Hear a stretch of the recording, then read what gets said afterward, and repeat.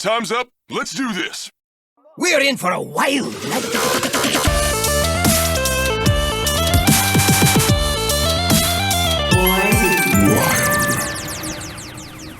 Welcome everyone to episode 240 of Born to be Wild, a wild Hearthstone podcast where we have fun hanging out with friends, talking about the wild formats of Hearthstone, and spotlighting members of the wild community. I am your host, ElectricSheepCity. It is great to be back this wonderful Friday evening here in Kickin' Rad, Colorado. I am joined by fellow host, Schmoopydady. Happy to be awake and contributing to the pod. For those of you joining us for the first time, welcome aboard. We record this podcast live every Friday evening here at twitch.tv/borntobewildhs. And the video version of this podcast is posted to YouTube shortly thereafter. Audio versions are also distributed to all of the podcast apps. However you are watching, listening, or absorbing via osmosis this podcast today, thank you.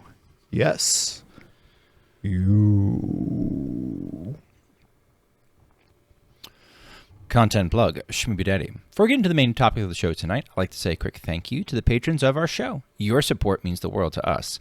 If you enjoy this content, please like, subscribe, and comment on this video on YouTube. Another simple way to support the show is to leave a review on your podcast platform of choice. If you're watching live on Twitch, we've got some awesome emotes that you can unlock just by subscribing to the channel.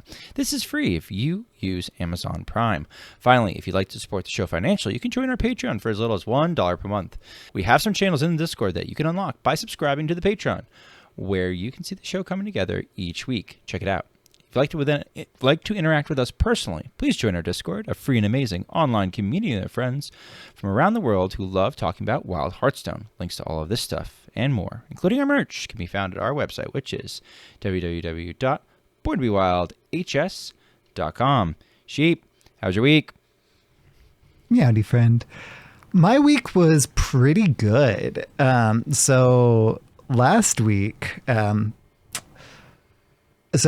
was not on the show last week because I had a school project, the final like signature assignment for this week. Signature? For this class. Yeah, signature. And it's funny, they call like the final project signatures. So yeah. They actually do call it the signature assignment, so that is really funny. It's the shiny one. Ooh. So I already have my grade from that, and so if I don't do any of the discussion stuff, then I get an A-. If I get a full points on this week's discussion stuff, then I get a full A, which is the highest that I can get. So it's like, all right, I've already done the discussion stuff, so hopefully that means that I get full points and an A for the class. Hooray! Yay! After finishing that thing, it was either Sunday evening or Monday evening, I can't recall. I finished grinding to Legend in our format of Wild. I know it was late. Nice. But I've been a little indisposed. You understand. And I was, just wanting to play some like aggro, and Copper posted this list at some point, and it was like a Zerg take on, it's Copper Hunter. So it's, got the, what's it called? The 2 mana, like tutor a beast and give it +2/+2. The only beast that you're running is Wolpertinger. So I know exactly what list you're talking about. Got you. Yeah. So like sometimes, if I don't have a 1-drop, like it's just coin, Scavenger's Ingenuity, I think, into then like Wolpertinger, which is, 2 4/4s, or if you play the 0 mana, the buff a beast in your hand by +2/+2, forgetting what that one's called too. But then you have, that's the one, check it. Smuggler's Crate, then this deck is all of a fun. sudden you're Yeah. actually playing as like 2 6/6s on like turn 2 or 3. Like it ends up being really, really powerful. And you could also, if you're not on the coin or whatever, like play a 2-drop on 2 and then Scavenger's Wolpertinger on 3. That works too. Oh, and like a really fun interaction is like Observer of Myths, I think. The one Yes. that the 1/4 2-drop 1/4 that gives if you play a minion with more attack than it gives all of your minions +1 attack, including it. So it scales up, and then before too long you can't just like buff the board and everything.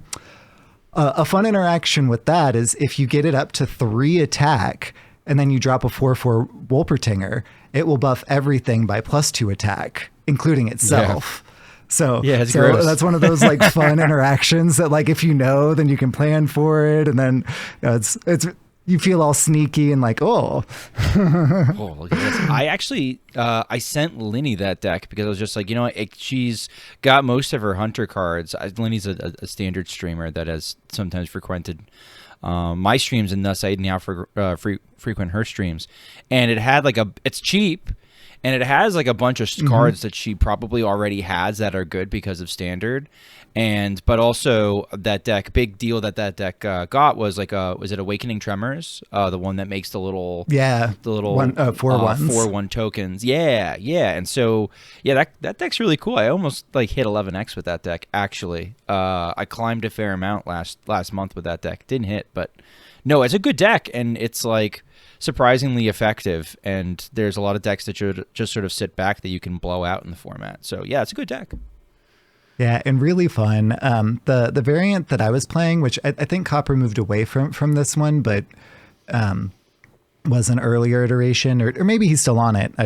I'm not confident on that part, but it runs like a heavy Zerg package, and I wanted to hit Legend with Hydralisk in my deck at least once. Oh, cool. And this was just a prime opportunity to do that thing. Like, nice. Yeah, him and KVLT were trying to like cook up the best way to make that particular deck.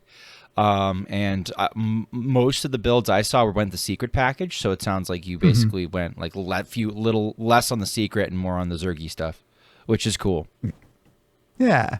So that was a lot of fun to play with that particular one. And I'm going to have to brag to Hydra that I hit Legend with Hydra.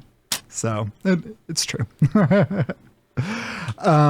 Work has been a lot, and a lot of stuff and things. I already mentioned school. Oh, sports. My favorite basketball team is the Houston Rockets. And even though I live in Colorado and like the Denver area, like I was in the Houston area spring. Like our address actually was like a Houston mailing like address, but we were technically in like the city of Spring or the town of Spring or whatever. So like that's kind of how close we were in Houston, right?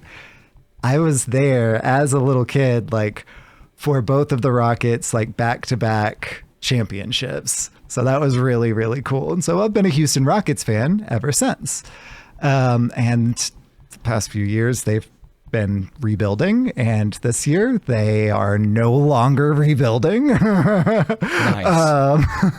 They're currently number 2 in the West and just won the game tonight that I was watching while Schmoopy was a little late. He'll get to that one. Indisposed.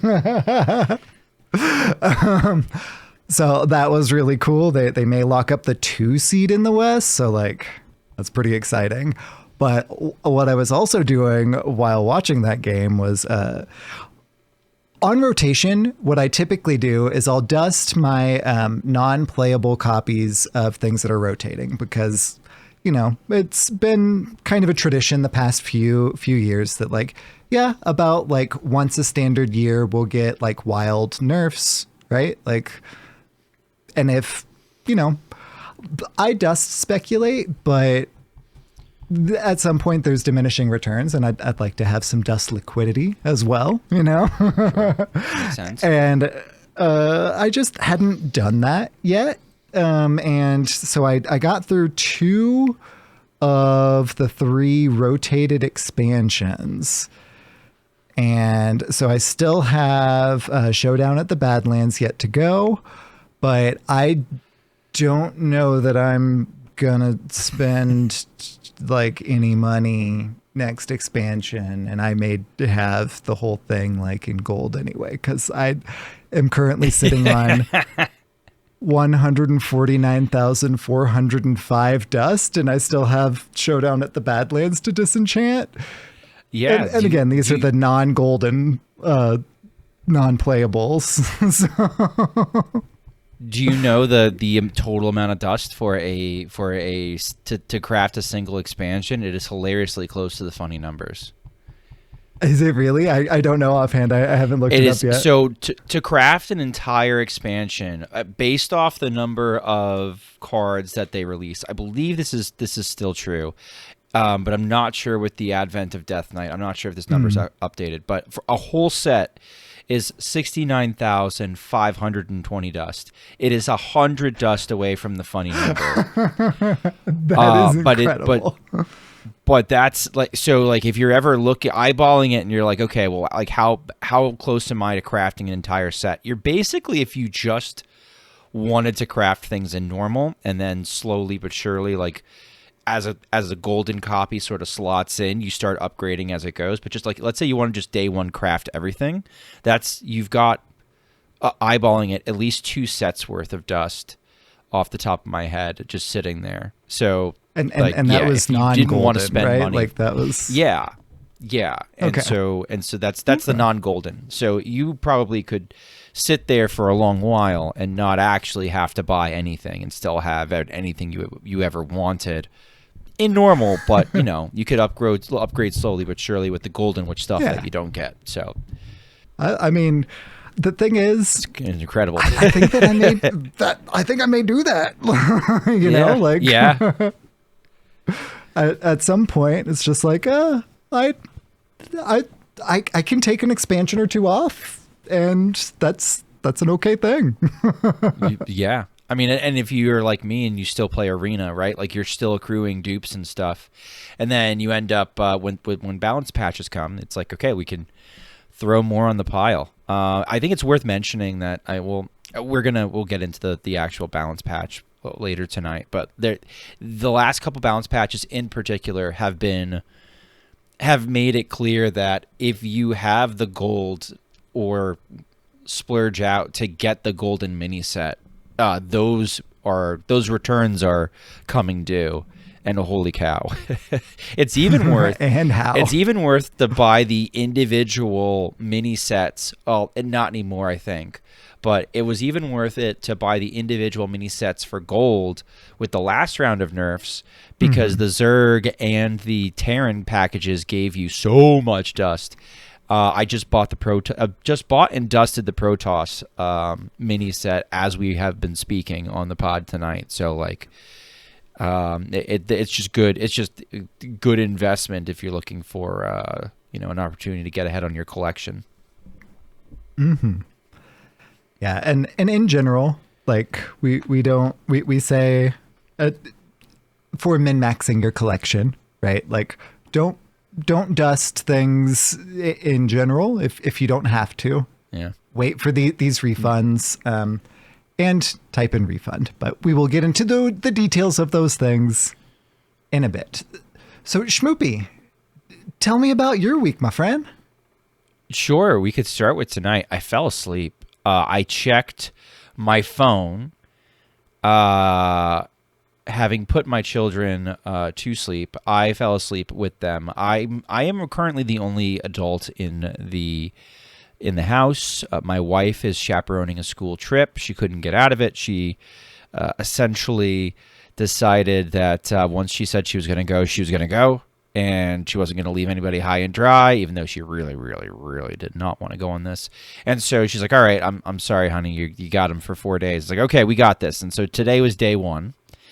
And they've been pretty good. We've my son and my daughter are at the age where they're just starting to bicker a little bit. Like they get annoyed with each other, and it's not all one-sided. My daughter goes out of her way to kind of to use a fake Italian term, to scutch my son, and my son doesn't really go out of his way to scutch my daughter, but at the same time he gets annoyed by what he perceives as how much she gets away with doing intentionally.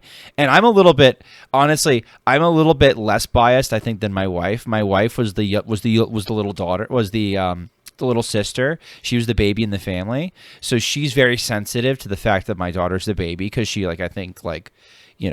has that like, oh man, like this was me and this is me personified, and she's just little, you need to take it easy on her. And meanwhile I'm like looking at her like side-eye my son while he's unsuspecting on the couch, and then like go over and just like whack him on the knee, and I'll be like, heck no, what are you doing?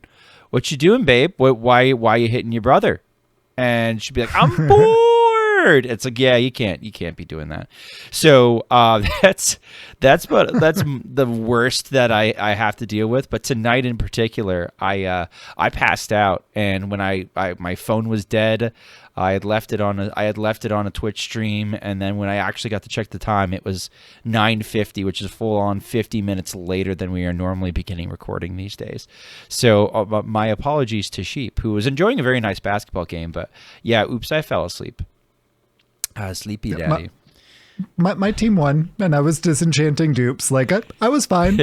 I knew it wasn't malicious. I'm good. Luckily, I had said earlier, I was just like, all right, it's just me in the house. And Sheep's like, in DM, Sheep's like, oh, you probably fell asleep. I did fall asleep. I was down. There's a chance I was going to be dead to the world and you guys weren't going to see me. But we're good. We're good now. So yeah, if I magically drop off the pod, it's because some horrible emergency has happened and I have to go respond to it. But I think we're going to be fine. They usually sleep pretty well once I get them down. Nice.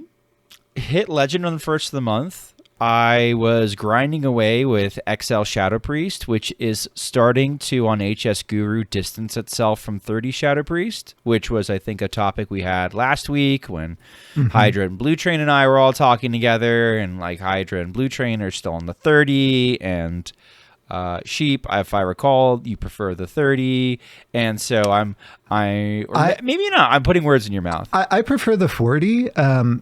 It was a bit of a surprise to me that 40 was overperforming, because I thought that the tighter list and the 30 would actually, be better. But then whenever I saw the data, I tried it out, and yeah. Yeah. And I was it got closer, and the debate opened back up again because we get Thirsty Drifter, right? So it's like, okay, so how do we work out with Thirsty Drifter if you take the 30 list and you run Thirsty Drifter? Well, like in 40 we can run like Najak and we can take your Thirsty Drifter. This month was weird. I thought I was a shoe-in for 11x at... I ended somewhere between like 520 and 480.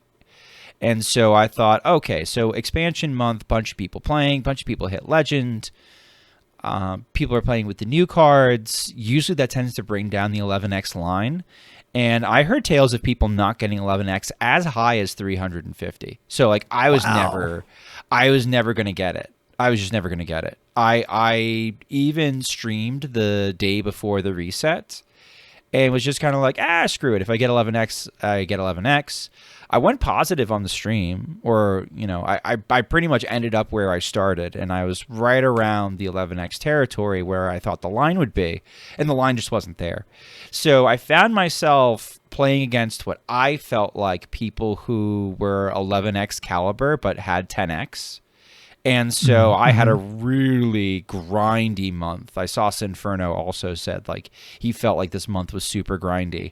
And I got to about D5, and I think I was like 5 games positive over 50 games. I was like 29 and 24 with XL Shadow Priest or assorted decks, which is like that's a grind with 10x because you feel like you get to the diamond ranks and you're like, all right, I'm going up. I might win one, but then I'm going down one and I'm spinning my wheels a little bit and you might not make it. And so I was like, well, I've got nothing to lose. I'm going to swap to a deck that I've played a lot in the past and a list that I essentially updated myself post reverts in Odin Warrior. Skipper Odin Warrior, the deck that I got 2 12-win runs with in the Heroic Brawl. I was like, all right, let me cook with this a little bit and see how this goes. I should beat all the aggro, and I should be okay into most of the non-aggro. And so I fired that up, immediately hit 5-0 off stream. And so I started at D5 and 2 stars. And so I'm finding myself at like D3 to start stream.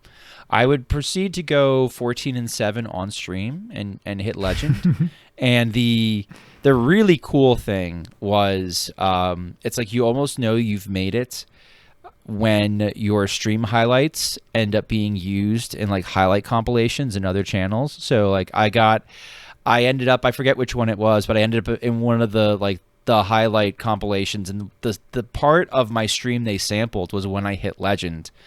I had earlier gotten Odin down to 5 off of a From the Depths. So I played Odin on 5 into a Holy Wrath Paladin. Holy Wrath Paladin is a really, really strong deck. I think it might be the best deck in the format, in my opinion. I think so too. I like it. And it's a miserable matchup for Odin Warrior, but not impossible. I thought it would be like a 1090 because they can just, deal you 100, now 125 damage over the top. And so spoilers. Armoring out of range is kind of difficult. And my list for Odin Warrior does not run Replicator. That is the funny 5-mana 5/5 mech that makes a 1/1 mech and an 8/8 mech. And then, you do your funny combo and you gain like 300 armor. I do not run that minion because I think that minion is win more trash and it sucks. And it's like by default, people always ask you, well, why aren't you running this minion? It's because it ruins my all you can eat and I have to pass turn 5 in order to play it. And it crams up my hand space by one unplayable minion and a much smaller one. Regardless, we went like, I would say, maybe 40% into the Holy Wrath matchup. It wasn't that bad, but both my final bosses were Holy Wrath Paladins. One I threw, and the one that got highlighted, I destroyed them on turn 6, not with a skipper turn, but with Rockstar, Armor Smith into Aftershocks, which is 45 damage on its own, and then a quick shield shatter just to clear the curator out of the way for 46 to the dome. But very, very, very clean, and some sound effects. It was pretty cool. And so I was like, yay! And so I got to share that list, and that was cool. And yeah, like, it's fun hitting day 1 legend, but it's very fun when it's, again, something you craft on your own. And this is something I was just like, okay, yeah, I made this list on my own. And whenever you, like, when you share a list like this versus you share a list like XL Shadow Priest, like, people like and they'll retweet the XL Shadow Priest. But when you do it with, like, Skipper Warrior, people are like, whoa. And I've even gotten some responses on Twitter like, I've been trying to find the right mix for this meta. And so that's been fun. I don't know. We got a lot of really good cards reverted, like Odin, from 9 to 8, and it makes a huge difference. I would not have been able to make that play, or I would have had to wait till turn 6 to drop the Odin instead of finding lethal when I did. So and I think personally, Even Warrior, despite getting a little slap today, Even Warrior is still like a very playable, very strong competitive deck in the meta right now. But when Even Warrior is decent, it's my opinion that Odin Warrior is always better.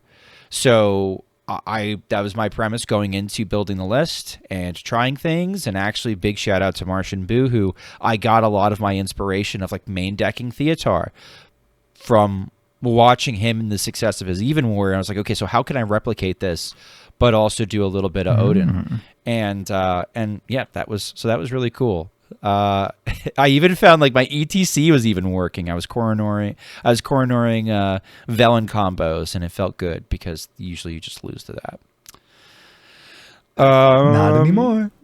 Not anymore. And you don't run Starfish because you don't want to nuke your entire board, right? It's nice that you could silence things, but usually Skipper Warrior has stuff like Barov. Like you could get a kind of, and you find all your cards, so you could kind of get greedy and plan for, okay, this is when I'm going to use this specific clear. It's just when your clear prints itself and is unkillable.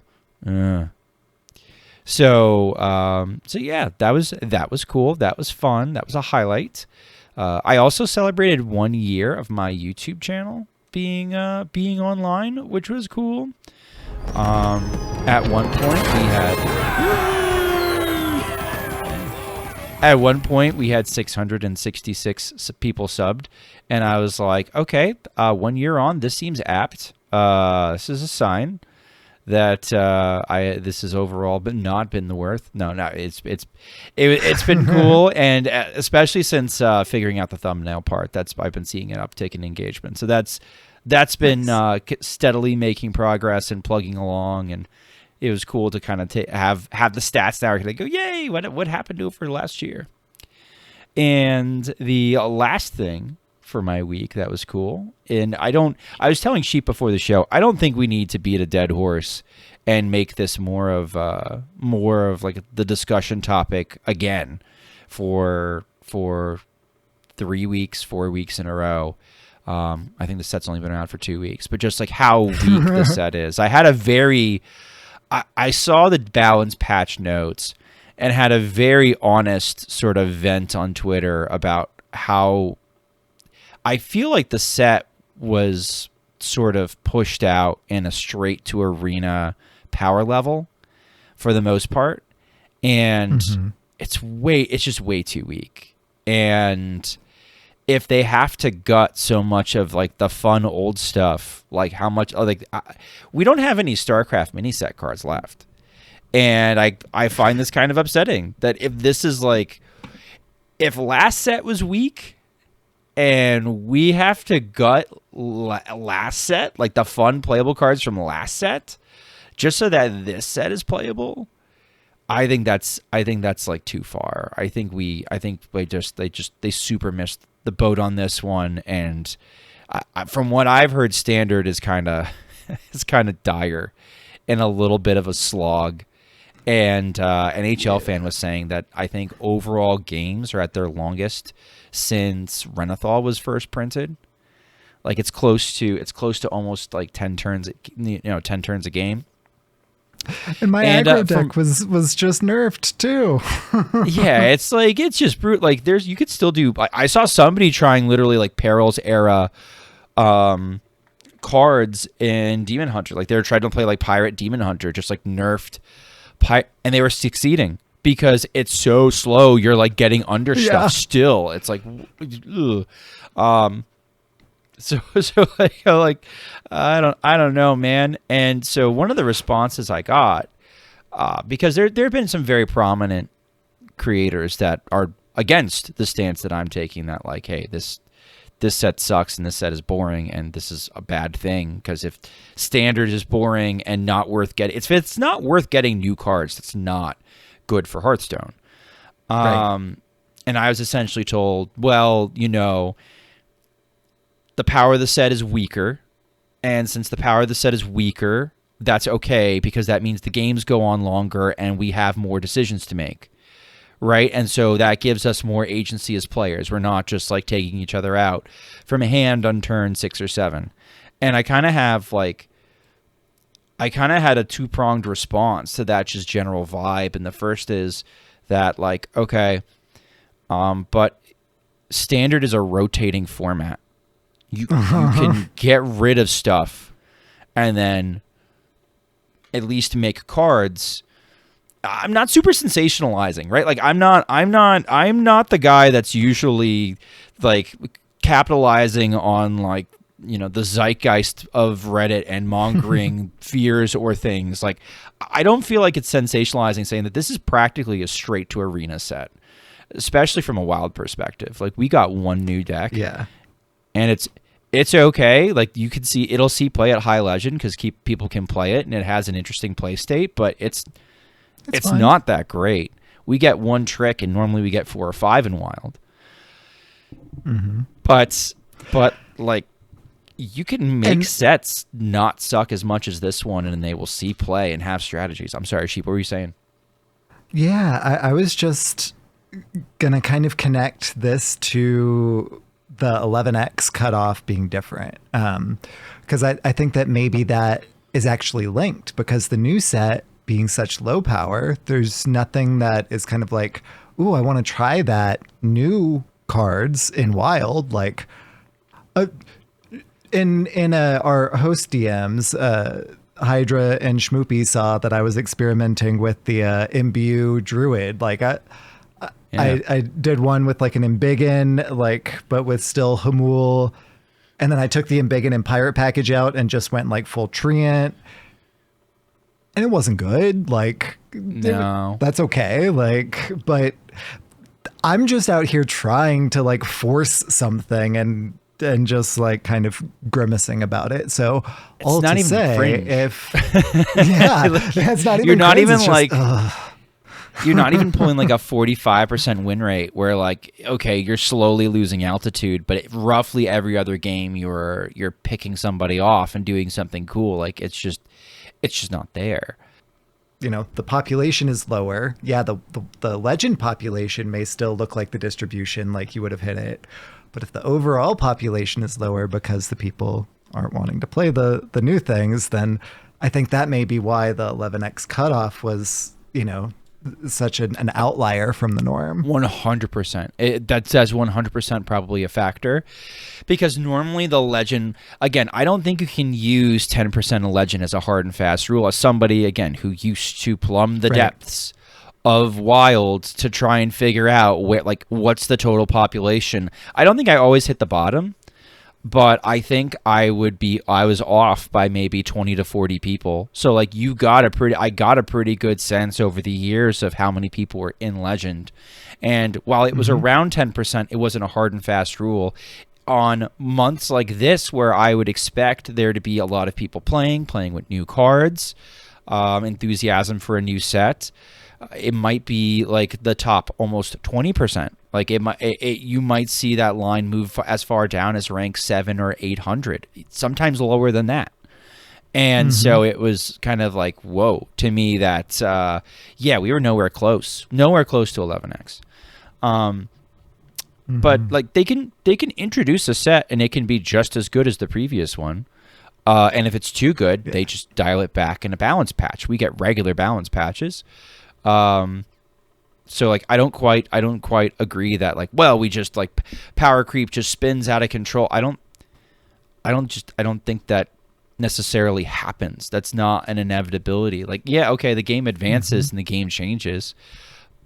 And maybe one day we are just like, slugging it out and getting each other from turn 6 or 7 on hand, but I feel like that's more of a wild problem than it is a standard one. Standard, I feel like you could get away with not making a set this week.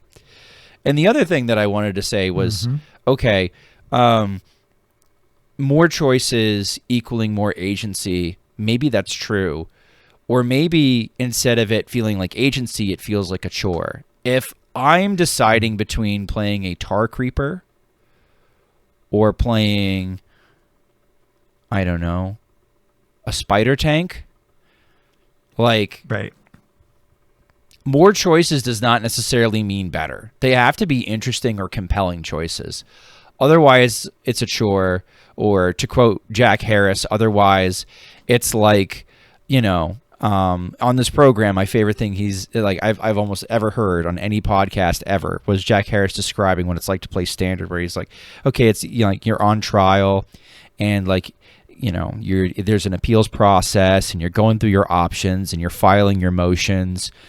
And it's not looking good, and you did it.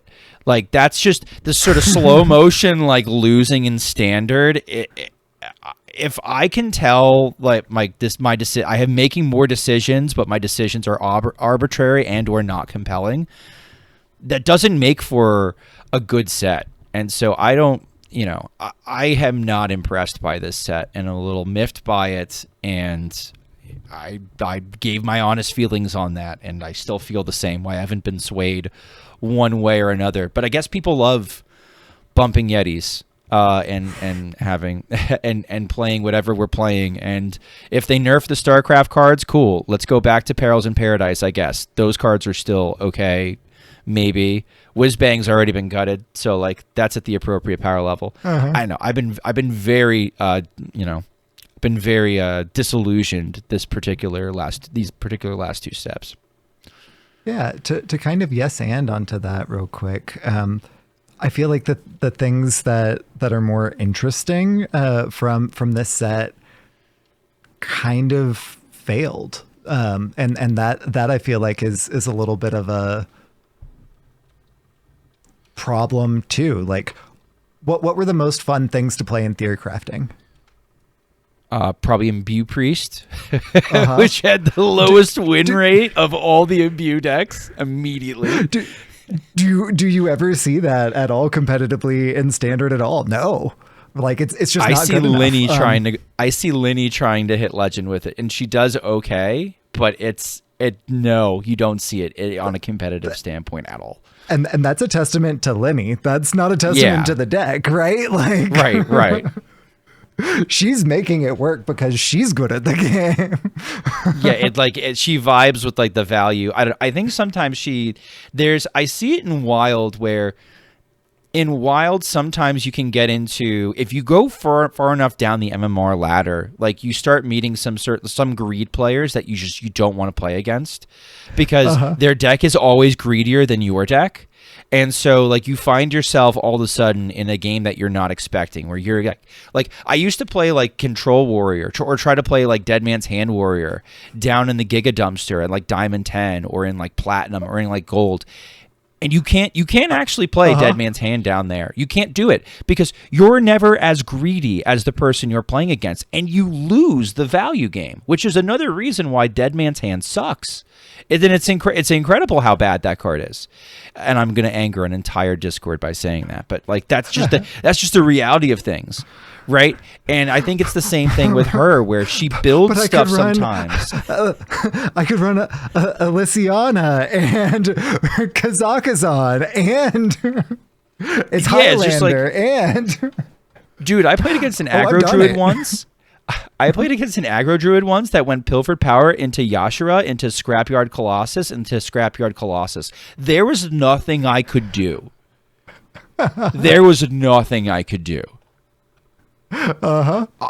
It's like, oh my God, what have I just stepped into?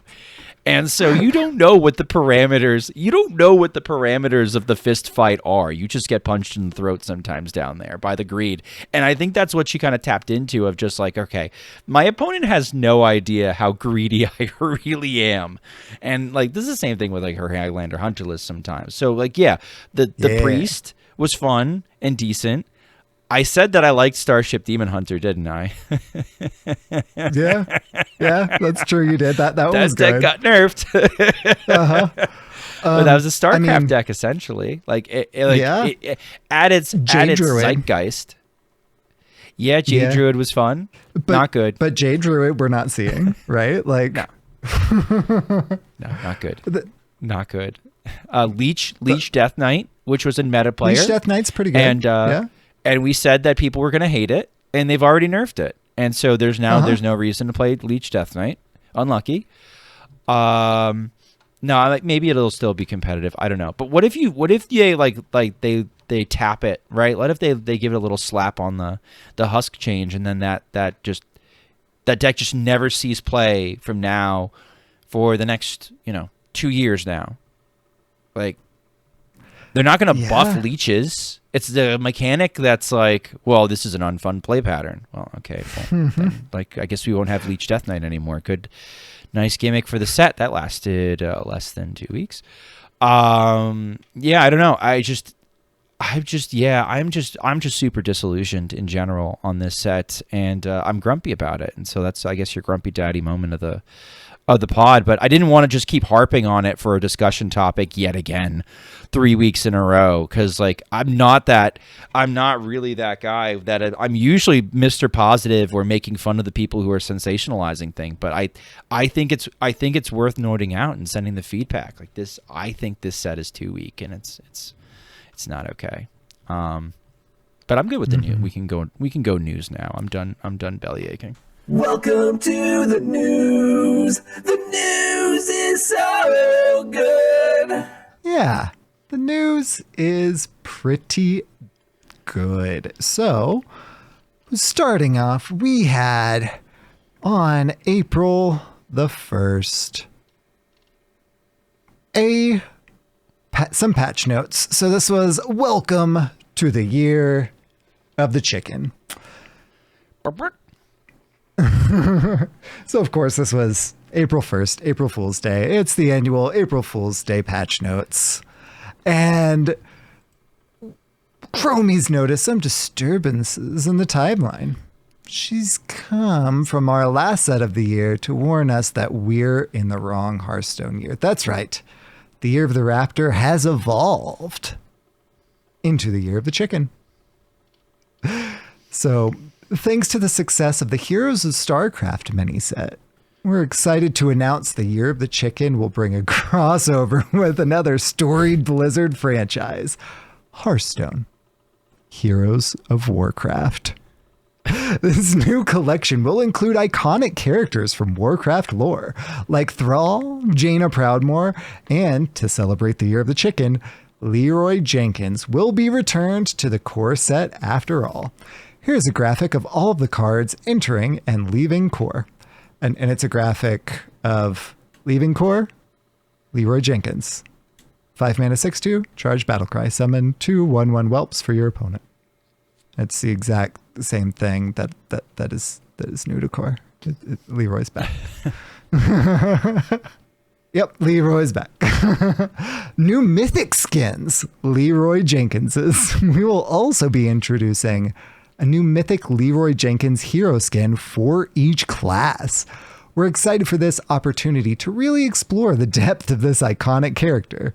And there's pictured a Leroy Jenkins skin for every single class. He just has a different shirt sometimes, or like it's worth noting in some way. It's worth noting very subtly the Warlock one is essentially like Leroy Jenkins if Leroy Jenkins was Nimsy. So it's like a Leroy Jenkins Nimsy crossover. Which I think is well done. Like the priest one is like Leroy's more blonde. Like so that's obviously Anduin. The mage one, they tried to give Leroy Jaina's hood and hair. There's little differences, but I think by far the best one is the Warlock one, where it looks like it's yet another Mimsy skin. But yeah, it's just okay. Just incredible. So they will be in the shop individually or in a bundle of 11 skins plus 2 class packs from each class. Hearthstone balance updates. Shutterblock can now deal damage to your opponent, if you ask nicely enough. As a safety precaution, Sylvanas the Accused and Shaladrisil can no longer be in the same deck. Fair. Unfortunately, Workhorse's petition to be allowed in the office has been denied, so we have renamed it Horse and returned it to the stables. Okay, that's good. This is my first time reading through these, by the way, so. This is my favorite. This one's my favorite. Agamagan, Asena, Ursul, Omen, Onhara, Tortola, Forest Lord Cenarius, Ashmane, Goldrin, Ursoc, and Aviana Elune's Chosen have been rotated early into wild. Those are the wild gods. Those are the wild gods. Stuff nice. Ziliax Deluxe 3000 has been renamed Ziliax DUST 1600 and will now just always be eligible for a full dust refund, so we don't have to keep mentioning it every balance patch. Fair.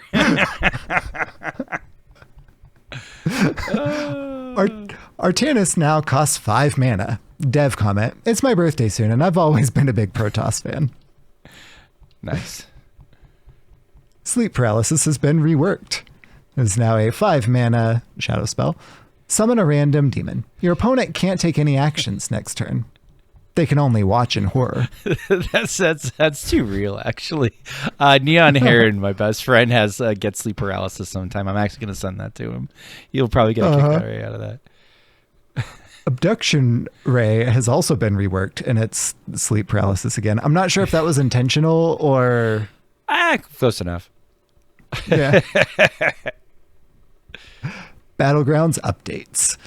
We're instituting a maximum Battlegrounds rating of 1200. Anything beyond that. Oh, it has new text. It does have new text on the excessive. On the sleep paralysis. Summon a random Draenei. Your opponent can't take any actions next turn. No one will believe them. Okay, that is really good. Yeah, that was pretty good. Sorry, go ahead. Battlegrounds updates. You're good. So, after the 12,000 rating, you and a friend can now play split screen in Battlegrounds duos. No peeking. Deathly Striker has signed a lucrative contract with a professional soccer club and therefore is removed from the minion pool until the off-season. Because it's a striker and that's a soccer position. I get the so soccer you have to explain joke. it because Schmoopy may or may not understand soccer. Sport ball joke. Yeah, I may or may not understand soccer. Obvious joke is obvious. The road less traveled will now automatically choose the less frequently selected option. Oh, nice. And Luck Prince has gained extra stats during localization instead of localization. I stared at the sky. You can't see that on the audio podcast. I stared at the sky and closed my eyes slowly in disgust. All right, continue. Sorry. Absolutely. Feature updates. You can now claim take backsies to undo a move if the results weren't what you wanted and your finger hasn't been taken off your device. Perfect. You can now sync Hearthstone to your calendar and enable it to automatically open when a work meeting begins. Nice. You can now use the in-game reporting feature to report players for playing Priest. I think people were doing that anyway. They were. I think people were doing that anyway. The concede button is now limited to once per game. Okay, this one is kind of funny, except like sometimes the concede button, like depending on what patch, how good the patch has been and how buggy the client is, the concede button might not necessarily work the first time. So at least we know for a fact it's going to end the game once per game. Exactly. Mm-hmm. The client crashes now automatically open a Reddit interface for immediate posting. Perfect. That's actually pretty smart on their play. Good idea. Following the popularity of the pre-release Tavern Brawl, we've decided to support a post-release brawl, pictured below. It's Brawl, the card Brawl. The 5 mana, destroy all minions except one, chosen randomly. Yep. Bug fixes and game improvements. We didn't get any buffs this time. Yeah. Rude. Just one more buff. We just need one more buff on Working Greaser. It's so close. Unironically, though, like Corb was looking at it, and he's like, guys, we might just have to run Working Greasers and twist lists. It's like, it's getting close. It's getting close. It's been buffed basically to the point where it's like, we have to run this in twist. Without any other synergy, we have to. I mean, it makes sense. It's a big Yeti. Bug fixes and game improvements. Monstrous Mosquito now also has the leech effect. They fixed the should. bug. Increased Resplendent Dreamweaver's resplendence by 50%. Yay. So its resplendence was increased 50%.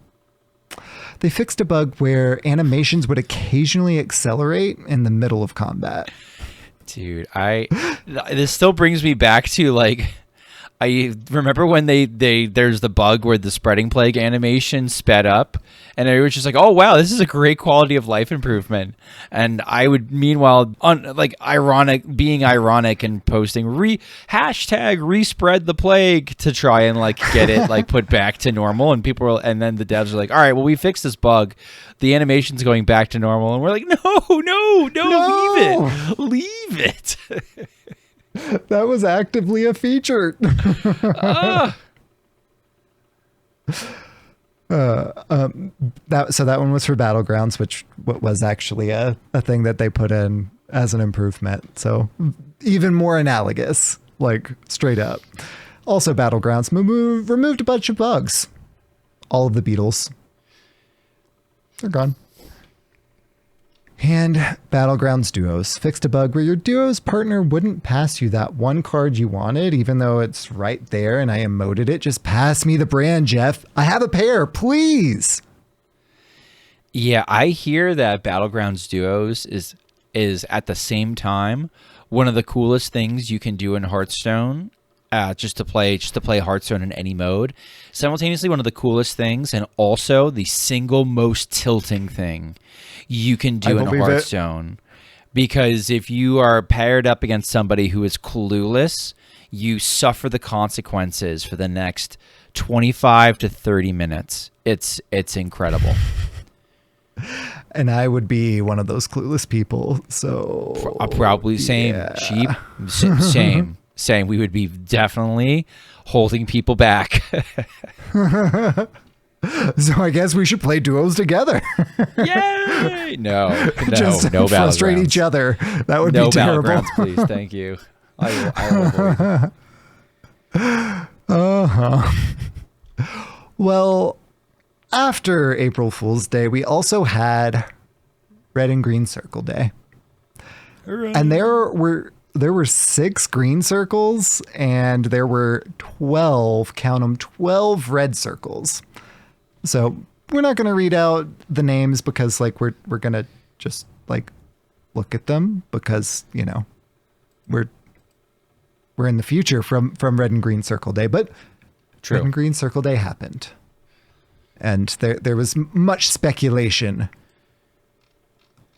But we did then get into, if I can push the right buttons, the 32.0.3 patch notes.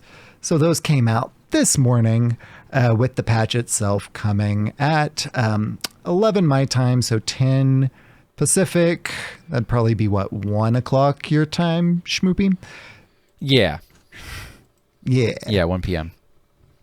1 p.m. So we got us a patch. And we're not going to go over absolutely everyone because we're a wild-centric podcast and like Not all of them are relevant. Sorry. relevant. Yeah. We mentioned Hideous Husk before. That was the leech one. I'm sad about Amphibian Spirit. I feel like that was potentially wild relevant at some point, even though it hadn't really worked its way into anything yet. It was cool. It was a little bugged on Playdead. The order of the death rattles was not sensical. So like sometimes some would trigger in order and sometimes some wouldn't. And you could play the same 2 cards in the same 2 orders and Playdead might not give you the same result both times. So it was a little bit weird and buggy. But I did say like this is one of the cards that I was keeping my eye on. It's just like we could accidentally break this in wild somehow. I still feel that way. Like at 3 it's a little harder than 2, but I still think somebody could do something really stupid with it at some point. Yeah. I think you're right. Like, it's possible that we still can. And the deck that I was playing in Standard ran Amphibian Spirit and, a lot of Death Rattle synergies, and it was eggs, and it was really fun and might still be good. We'll see.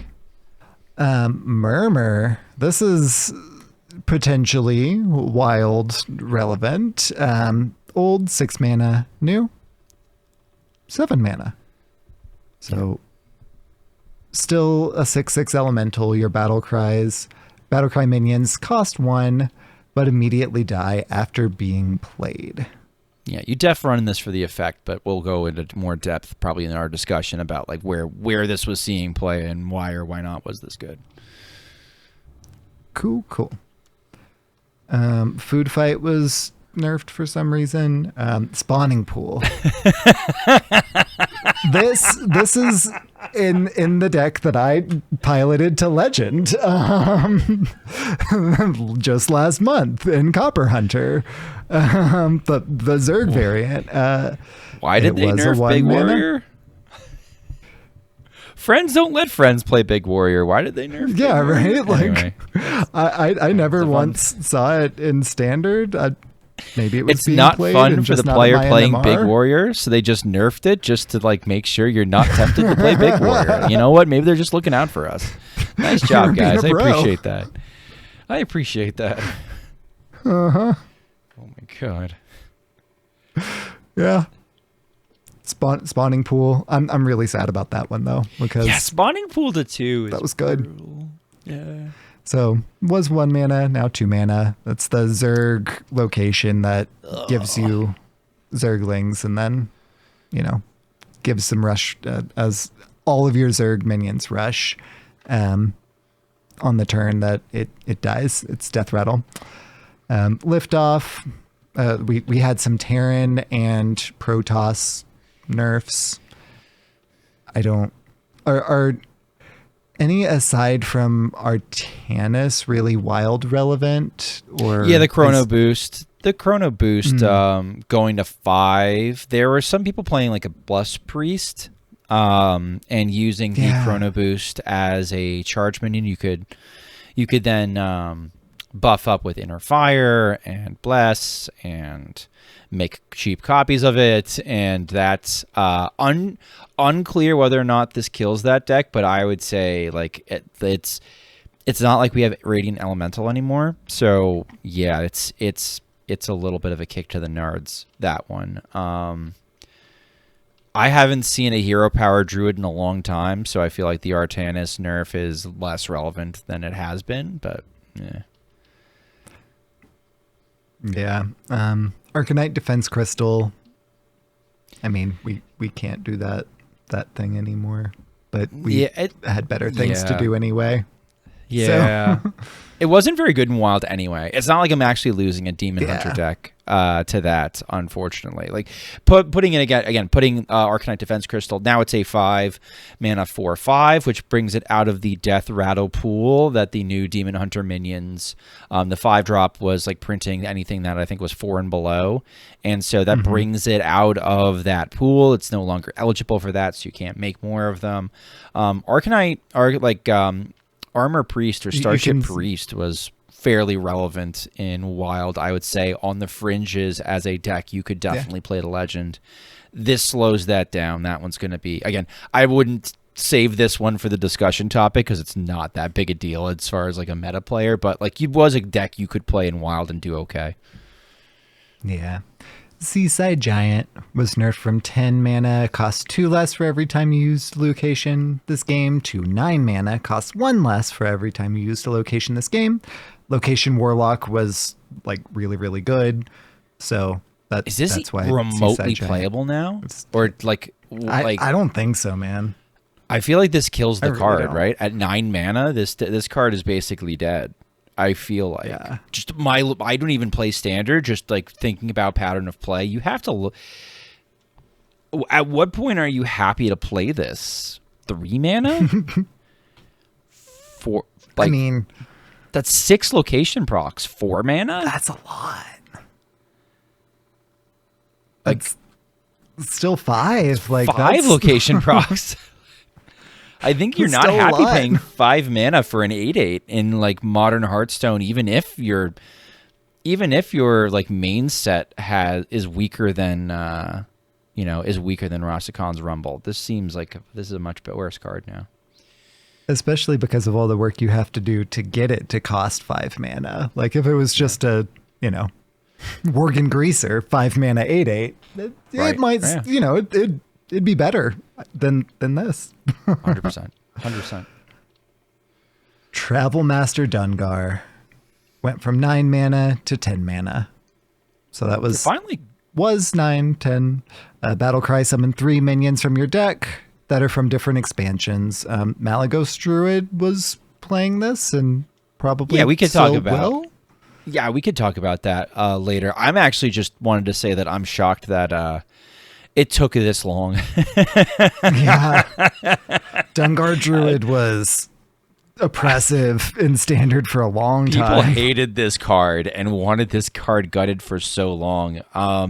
And me sort of like sitting on the sidelines. When I saw the mini set come out, I got the gold mini set with Dungar in mind as being like, there's no way this card doesn't like catch a nerf at some point.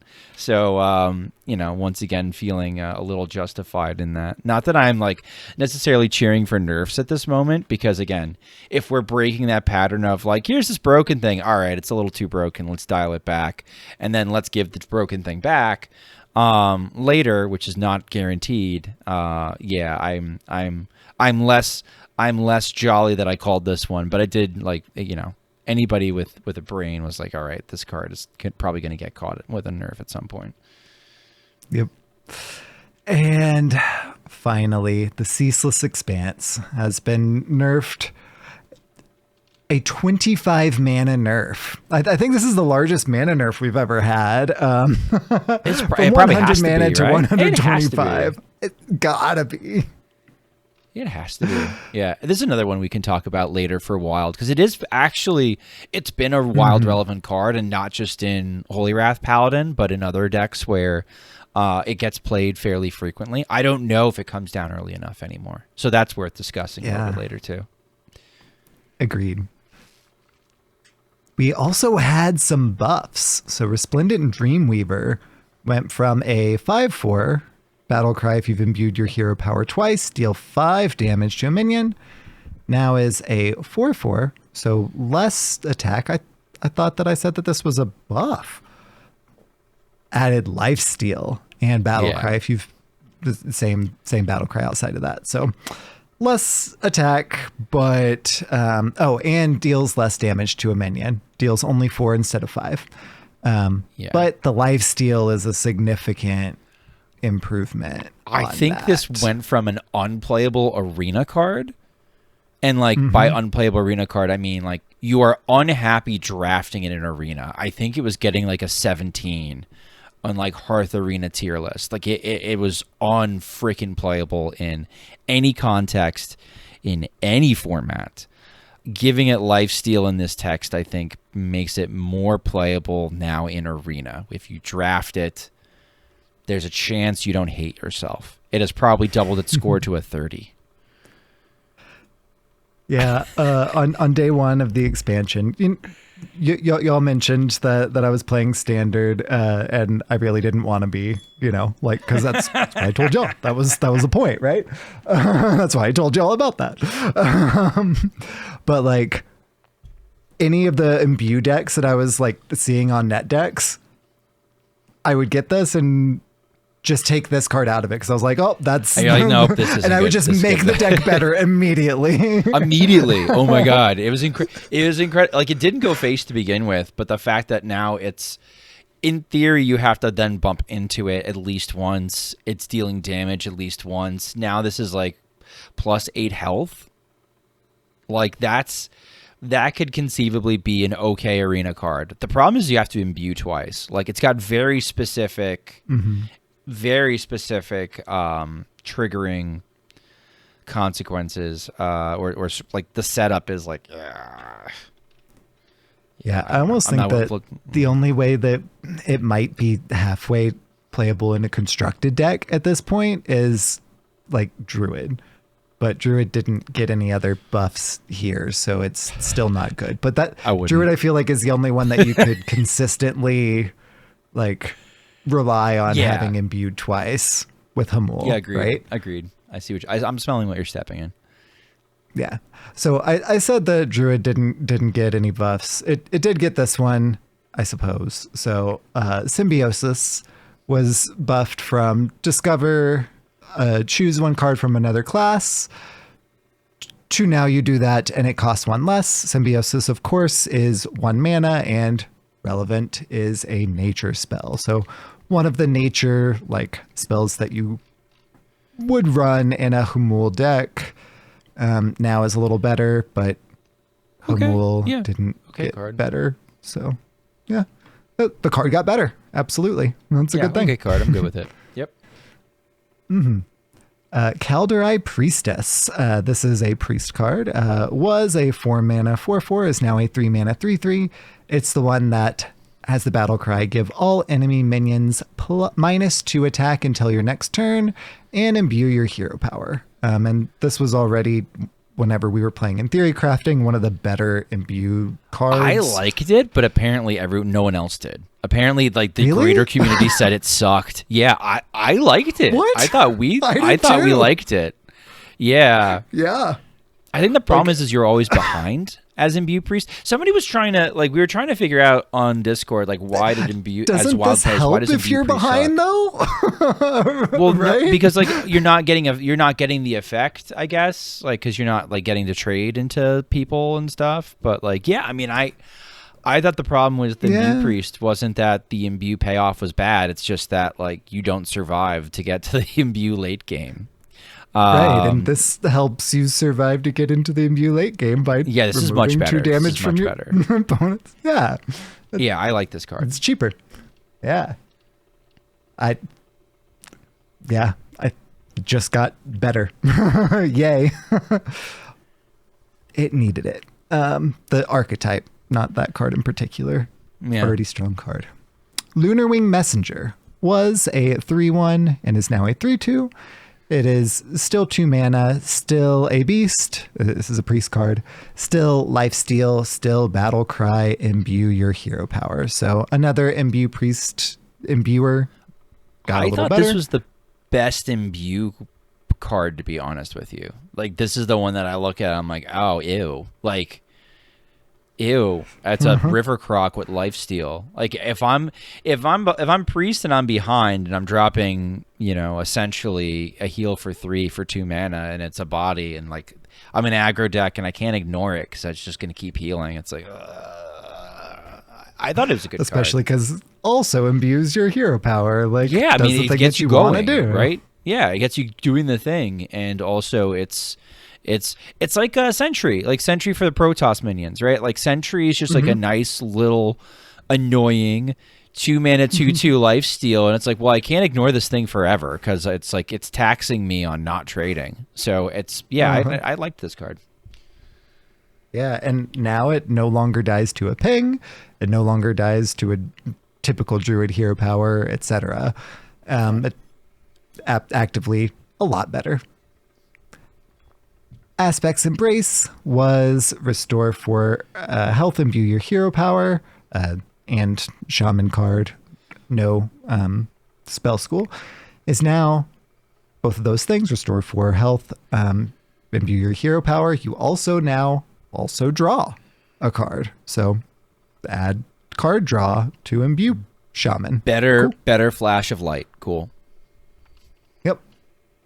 And finally, Living Garden was a 2/3, is now a 2/4. It is a shaman elemental with battle cry, imbue your hero power, reduce the cost of a minion in your hand by 1. So you already were hoping to basically like use your imbued hero power on this because it was a 3 mana 2/3, right? Like overcosted and like, but the battle cry wasn't as impactful as you would hope for that thing. Now, with 1 additional health, it may live long enough to where you can actually use your imbued hero power on it and upgrade it to something that's better. Okay. Great. There's some Battlegrounds updates, and we don't really talk about Battlegrounds here. That's okay. There are quite a few of them. And arena updates. Arena draft rates have been adjusted so that the following cards appear less frequently: Spirit Gatherer, Aspect's Embrace, Fleeing Treant and Mage Priest and Shaman, and Rite of Atrocity. Yeah. What's kind of like the overall impact of these appearing less frequently in Arena? So I think the top dog in Arena has been, from what I gather, kind of like Imbue Mage. Like if you if you get enough imbues, it's just sort of unhinged. And since you can draft so many imbues at the current rates, if you really, really high roll, you're just like constantly imbuing. And so it looks like they're just like trying to tone down Mage a little bit, bring it a little bit closer to the pack.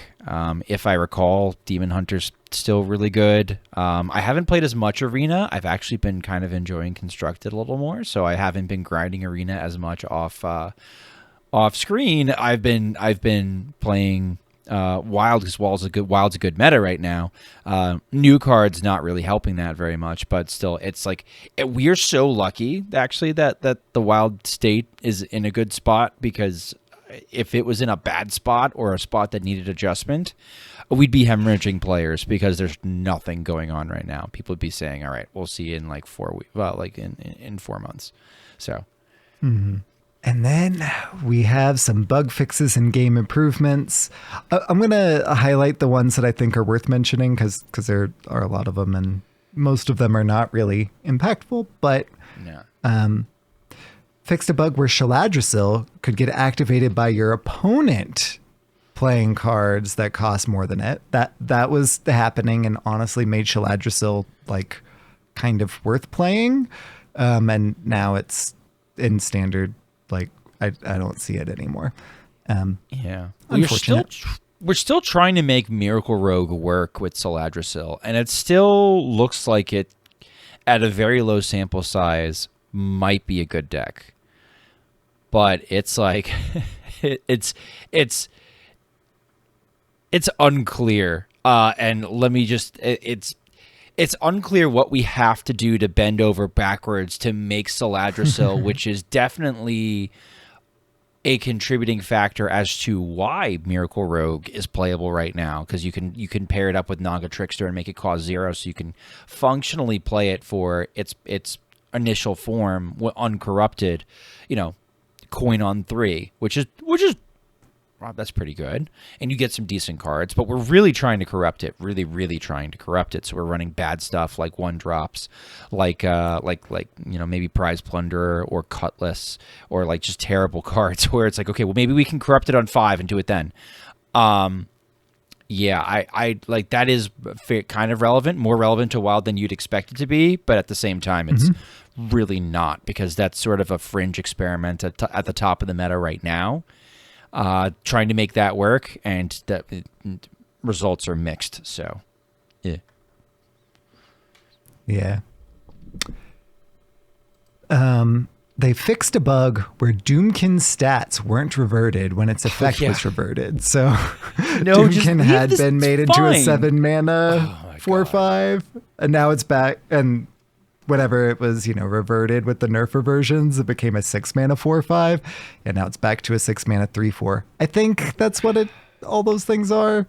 Come on, man, just leave it. We're not playing it though. Come on, what are you doing? Yeah. Copper Scum's like, ain't no way they nerfed Doomkin. Yeah, that was really funny. Ain't no way they just spent time doing that. Somebody had a nerdage moment in a Blizzard meeting. It's just like, actually, we forgot to fix this thing. And so, like, it's like, all right, Bill, you can handle that one, I guess. I don't know. That's completely irrelevant for the format. I just thought it was funny more than anything. And then some collection notes. Signature Nightmare Lord Xavius can now be disenchanted. The bug was that it couldn't be. And whenever Gorgon Zormu was nerfed, the signature one you could not get your full dust refund for.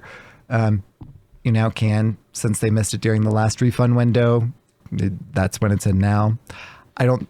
I'm personally not really like dusting my signatures, so but Me neither. if you got one and you're not a signature collector, FYI. I think we did we have to pay for the signature Gorgon Zormu? I think we had to pay for that one. I don't think you can just pack that one. I think that you could pack it. You? I think that I packed it. Oh, okay. It was the regular and golden that were on the rewards track. So whenever Gorgon Zormu was hit, so it wasn't the gold and the regular one were not eligible for a dust refund. Still busted in arena, by the way. So if you're like, well, I'd really like to play my signature Gorgon Zormu, I would not necessarily dust it. I'd hold on to it because like you can still absolutely use it. And honestly, it was such a strong card last standard year, and now I don't think you should really play it. It's unfortunate because I really like that cheesy man. Yeah, it was fun. It was good enough for XL Shadow Priest. It was like, yo, like 2 mana, let's make a board. And like sometimes it was just like rip a 2 mana board. It's unplayable in Wild now, unfortunately. Yep. Yeah. Sad. Well, there were a couple of other bug fixes and game improvements, but I don't think any of the others are particularly Wild relevant. The Dragon and Horrible Egg from Clutch of Corruption could change if the source dragon was transformed. That's fixed. We weren't playing that anyway. Mary Moonkin's text was updated. Good for them. So that the effect gains all the armor at once instead of over multiple activations. Okay. That is what went down in patch 32.0.3. So Schmoopy, can you introduce our discussion topic? Sure. So we're going to move into like how the nerfs are impacting Wild. Wild, I think now as just like a general overview is pretty wide open. Lots of varieties of stuff. I know KVLT was kind of sitting there, kind of looking across the field and says, "Wow, I can play 3 APM decks right now. Is this meta the nuts?" We have some interesting wild like aggro decks kind of coming out of the woodwork. We're looking at things like Pirate Demon Hunter being possibly close to tier 1. I'm still not convinced yet. The stats say that it's doing really well. So like aggro is seeing a little bit of resurgence. Call to Arms Paladin is in the short discussion as far as like best decks in the format. We've got some viable control decks. Yeah, go ahead. Yeah. After listening to last week's episode, I made a quest line warrior Renathal, because we have so many pirates, we can just do that, and it was surprisingly fine. Yep, doesn't shock me. It's like we can kind of do what you want. And so while these balance changes aren't really upsetting much, they are leaving little impacts here or there. I don't think anything too destabilizing, just like little whacks here or there. We've got a very kind of robust, varied pool. Now would be a good time to get into Wild if you're still on the fence, and if you're already in it, make sure that you're sort of enjoying this little period. This might be the best Wild meta we get for a long time. It's like we're in a little golden era until we get something really, really broken that sort of changes the set. And I guess that's one of the benefits of a weak set, right? Is that it's not upsetting the apple cart too much. But at the same time, that's a double-edged sword. We've had roughly the same meta now since you could argue like Whizbang's Workshop or early Perils. Like Perils had some deck. Probably about midway through Perils, we've had pretty much the same meta. get it cut. The nerf to Chalice, I think, was the last really earth-shaking thing that happened for a while. Off the top of my head, that really changed the landscape because it deleted a tier 1 deck. Other than that, we've pretty much been like moving the deck chairs around on the Titanic, but like the Titanic's having fun. So the Titanic hasn't hit an iceberg. It's just kind of so it's like sailing the sea, having a blast. If it's going down, I'm A-okay rearranging the chairs on that. Yeah, if it's going down, it's going down swinging, and a load of good and complex, complicated and bullet. Let's see. I'm going to get DMCA'd. The most relevant, I think, off the top of our heads, that's Sheep's disagreeing, but like I know I nailed it. Works. He doesn't know how DMCA works. But no Ceaseless Expanse in Even Warrior is a kick to the nards for a lot of Even Warrior enjoyers. People were really enjoying doing Lava Gorger and high rolling 100 armor off the top. You can still do it in Reno Warrior. I think you still run that package. Generally, I don't know how adding 25 mana to the Ceaseless Expanse ends up making it more or less playable in Wild. We did not get a Fizzle revert, so it's not like we can play the style of Miracle Rogue where we get to the bottom of our deck and then we spam Fizzle and Ceaseless Expanse and we do the funny like infinite Ceaseless kind of combo thing. So that's not really a big deal. Hostage Mage runs Ceaseless Expanse. I have not played any Hostage Mage games yet to know whether or not what turn Ceaseless can come down, when you can start doing the infinite Romath, Light Show. Basically, you do like Ceaseless, Romath with Light Show loaded up. Ceaseless Romath, Ceaseless Romath, Ceaseless Romath, and just go from there and just have the infinite damage combo. I haven't seen what turn that's viable. You'd kind of like just run Ceaseless in any control pile and just sort of say, hey, like this feels pretty good. I wouldn't be shocked if it was fine in the Skipper Warrior that I was playing, or at least it used to be. The extra 25 mana, I'd really have to double check and see and pay attention to how playable it is. I am going to guess that it actually probably gets cut from a lot of lists. People are also going to look at Ceaseless Expanse and say, oh, it's an extra 25 damage on Holy Wrath. As tilting as that is, I don't think it's going to be relevant in many games. Like that's like the low hanging fruit, like, oh, plus 25 more damage. It's like you were already, my brother in Christ, you were already dead by about 60 damage. You're just now dead by 85. Like it's gonna be tilting in presentation wise, and it might even call people's attention to the fact that, like, hey, go play Holy Wrath Paladin. It's the good control Paladin. People are upset about Uther Paladin. I have no idea why people are upset about Uther Paladin. I don't get that at all. Maybe this is me being the wild elitist. I hear people be like, oh no, you got to nerf Uther Paladin because Uther Paladin is OP and it's like a hero power win. It's like, you're not getting hit for 100 on turn 6 or turn 7 or turn 5, turn 4 with the coin sometimes. Sometimes they overplanner and then multiple times to me. And then they coin Holy Wrath and you died. So like I am confused as to why we want to nerf Uther of the Even Blade. Like no, we don't need to do that. Just play a deck that plays cards, I guess. I don't know. That one confuses the crap out of me. In my Legend climb with a wild aggro deck, like that Hunter deck, I lost multiple times to Holy Wrath Paladin, just them doing their combo, like before I had a chance to defeat them. Like, yeah, they were more aggressive than I was, and I hit Legend with the aggressive deck. Yeah, it's I find that deck infuriating to play against because it can feel like you are winning the game and then all of a sudden they play 2 cards and no, you never had a chance.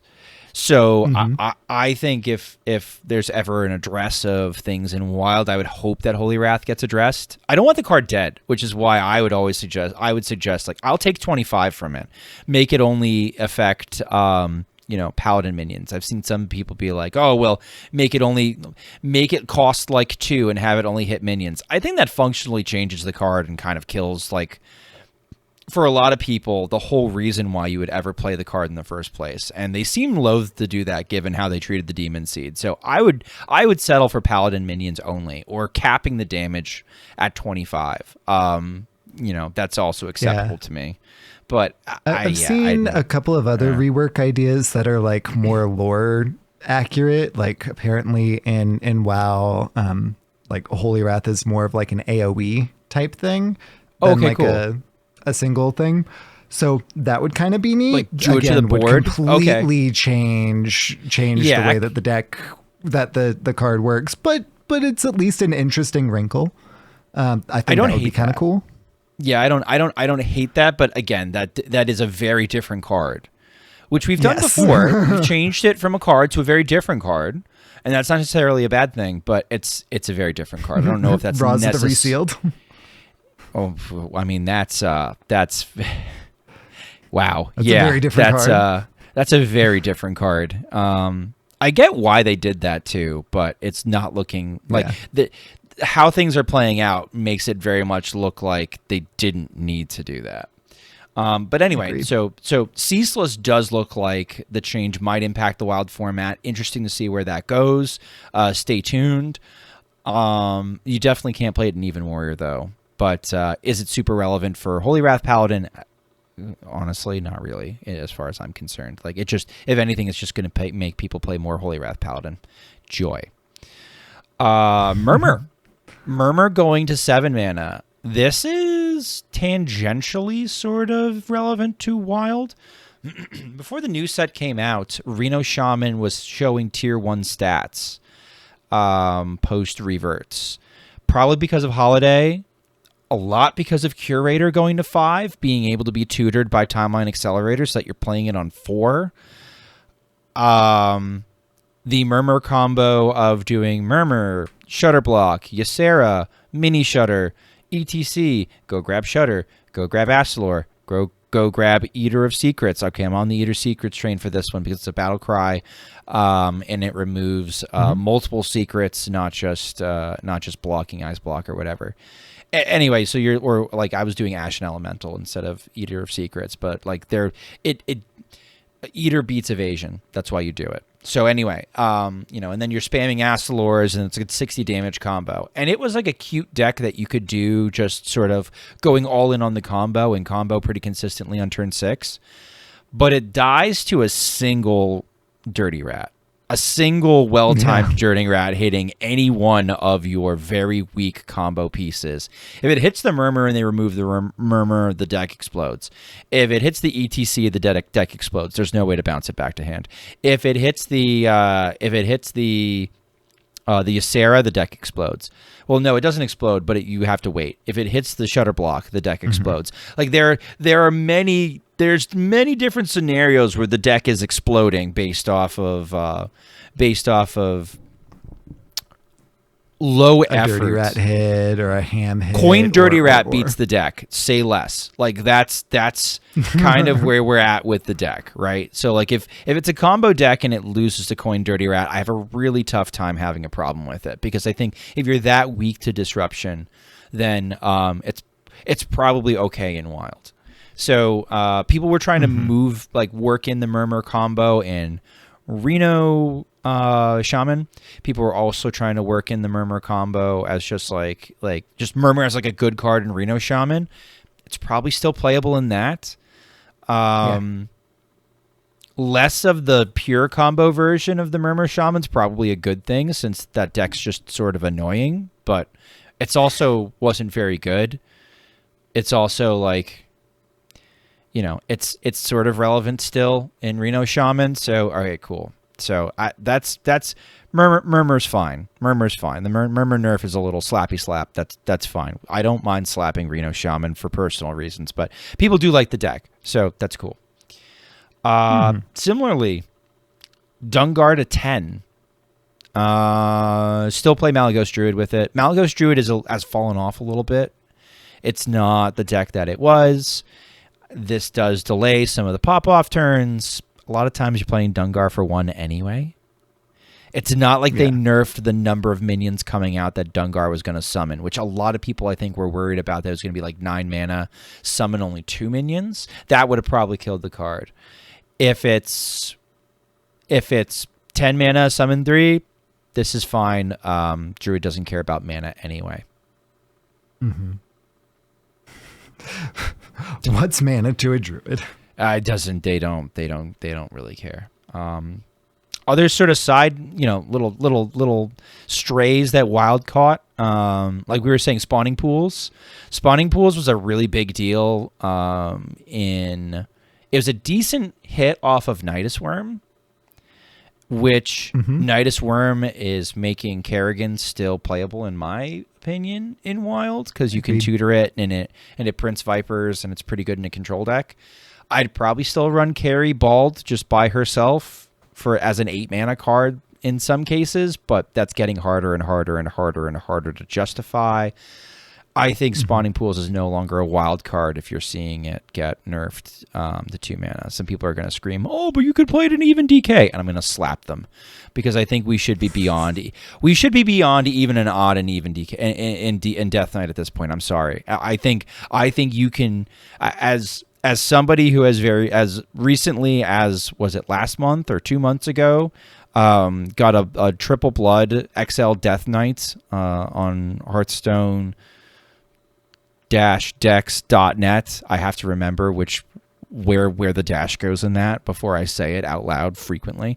I think there's plenty of playable non-Reno, non-even builds for Death Knight and Wild right now, where if you're focusing on taking out aggro and then disrupting combo and control enough, you can absolutely hit Legend. It's a fine card.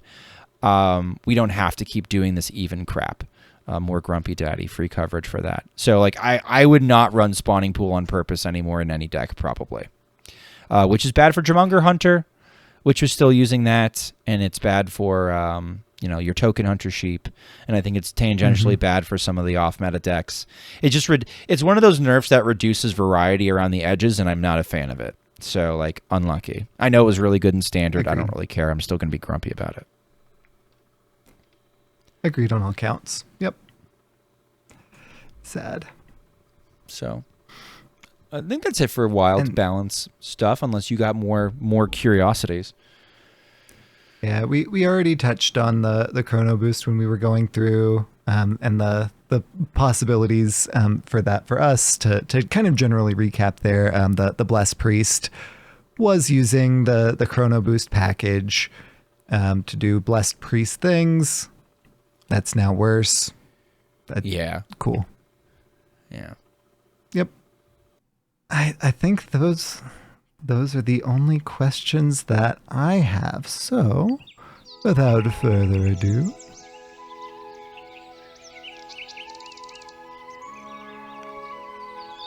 Unrelated Advice with Electric Sheep City.